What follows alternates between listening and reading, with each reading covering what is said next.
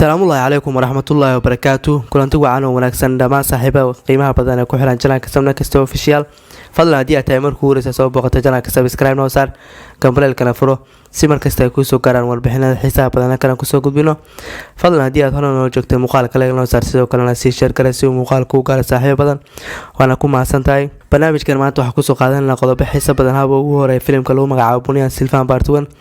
oo wax taariikhi ka sameeyay dhankaasi Taamilaadu sidoo kale waqooyi Hindiya filimka aad ayuu gadmaya sidoo kale iskoro wali ayuu ka sameeyay markii ganacsigiisa dibadda la isku daro sidoo kale qodobada xisaab badan ka soo qaadanaa filimka lagu magacaabo Pushpa oo lagu dhawaaqay toral hogaamiyaha kale cusub in lagu soo dari doono sidoo kale actorka lagu magacaabo Allu Arjun wuxuu ku guuleystay bilada loo yaqaan filimka awal marka laga bixin dhankaasi Koonfur Hindiya oo toora ugu wanaagsan noqday dhankaasi Telugu oo ku qaata filimka lagu magacaabo Pushpa sidoo kale wax soo qaadanaa filimka Hanti oo marka uu hogaamiye ka yahay Sudhir Babu kaas oo noqon doona Pan India movie oo marka la daawan doono sanadka 2023 haddii aan ku hormarno filimka lagu magacaabo Bunyan Silvan Part 1 oo marka la isku kala rag awood badan habaga hore Jian Fikram filimkan hogaamiyaha ka sidoo kale Jiam Rafi sidoo kale waxa ku jira Karti sidoo kale xidigta caanka Aishwarya Rai Bachchan sidoo kale Trisha Meeka maqla sidoo kale Prakash Raj sidoo kale filimkan waxa la isku kala jilayaal ugu badan markaas ka kala yimid dhankaasi fanka Hindiya filimka wax taariikhi ah ka sameeyay hadii marka la joogo waqooyi Hindiya sidoo kale dhankaasi Tamil Nadu sidoo kale wax taariikhi ah ka sameeyay maadaama filimkan uu dhankaasi Tamil ka soo xareeyay ku dhawaad 166 karoor waxa loo noqday filimka lacag ugu badan ka soo xareeyay dhankaasi Tamil Nadu waxa ka badan filimka Fikram soo baxay bishii June sidoo kale wuxuu dhaafay skorka u yeelay Bahubali kaas soo xareeyay ku dhawaad 154 karoor dhankaasi Tamil Nadu filimkan wuxuu ku socdaa meel ku dhawaad 200 karoor ka soo xareeyay dhankaasi Tamil Nadu waana filimka ugu horeeyay dhankaasi Tamil Nadu lacag wali ka soo xareeyay sidoo kale filimkan tiyaatarada wuxuu saaran yahay ku dhawaad 10 maalin taas oo u soo degashay filimkan in Hindiya uu ka soo xareeyo ku dhawaad 253 karoor taas oo dhiganta filimkan inuu markaas aad u gadmay sidoo kale filimkan inta laga gaaray 21 October ay markaas soo bixin doona labada film waaweyn ee kala Prince sidoo kale filimka lagu magacaabo Sardar ee marka hogaamiye ka yahay Karti iyo Sifakatiyan inta laga horeeyay filimka 10 maalin kadib ay markaas tiyaatarada maslaxa sii gadmi doona sidoo kale filimkan ganacsigiisa dibadda filimkan World Gross filimkan wuxuu gaaray ku dhawaad 400 karoor filimka gaaray taas oo ka dhiganta skorkii marka uu yaal Fikram inuu soo gaari doono maadaama Fikram uu hogaamiye Kamal Hassan soo xareeyay ku dhawaad 430 karoor skorkaasna soo gajabin kara maadaama filimkan uu 10 maalin iskoor weyn jabiyay sidoo kale filimka 10 maalin u hardo wuxuu soo xareyn doonaa sida shaac laga qaaday ku dhawaad 200 karoor waa qiyaasta xilli hore filimka sheegayso markaas filimka 10 maalin marka tiyaatarada ka harsan labada film waaweyn ee kala Sardar ee filimka lagu magacaabo Prince inuu markaas ku dhawaad ka soo xareyn doono 150 karoor ilaa 200 karoor taas oo filimka ka caawin karta in markaas koorada waalida ee marka laga sameeyay dhankaas Telugu aniraha dhankaas Tamil Nadu marka inuu jabiyo haba hore skorka Fikram oo marka uu yaal ku dhawaad 430 karoor filimkan waxa uu badan tahay inuu gaari doono imraantiisa 500 karoor sidoo kale filimkan tiyaatarada baaqi ay ku soo doonaan maadaama filimkan ganacsi wali uu sameyn doono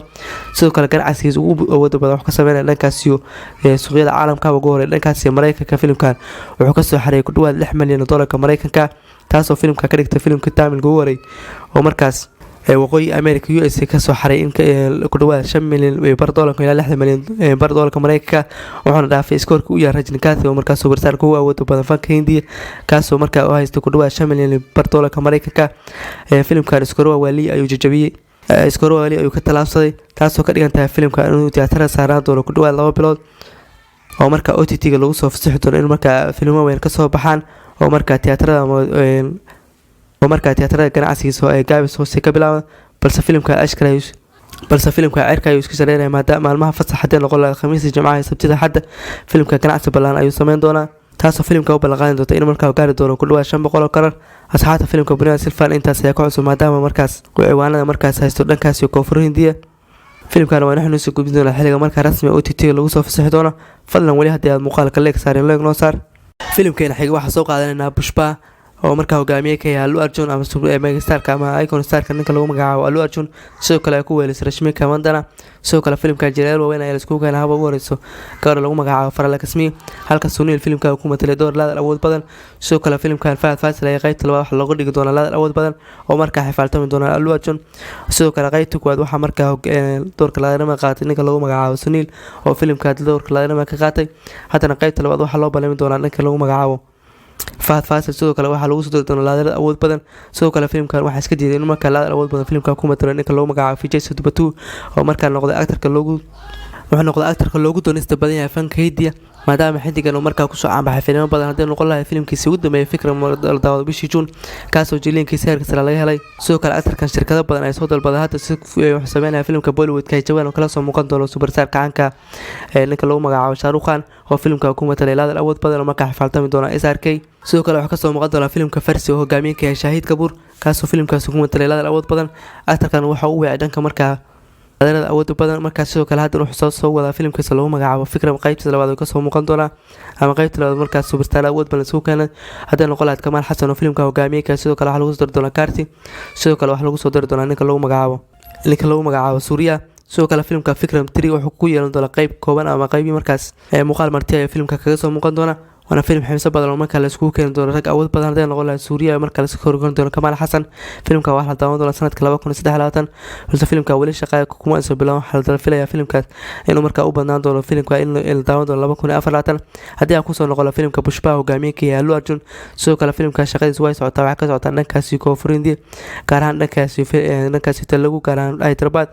فيلم كشقة سو عطا سو كلا فيلم كواحد فيلم مركز داون دور ديسمبر لبكون سده حلقات أكتر كنا هلو أرجون سنة dambe gaagaabis xoog weyn ayaa ku socda maadaama sanadkii 2020 markaa uu la yimaado filimkiisa Allah Fay ku batalo sidoo kale 2021 dhamaadkiisa wuxuu la yimaado 2 sano kadib filimka lagu magacaabo Pushpa Part 1 sidoo kale hadana 2 sano kadib wuxuu la imaan doonaa filimka Pushpa Part 2 taasoo actorkan ka dhigaysay in markaas gaabis xoog la sameeyo maadaama 2 sano uu markaa la imaan doono hal filim sidoo kale filimka qorshe wuxuu ahaa December 2020 la daawado balse saameynta coronavirus oo markaa bilaabatay horaanta sanadka 2020 ayaa filimka ka dhigtay markaa dib loo dhigo oo markaa filimkan shaqadiisu bilaabato xagaaga sanadka 2023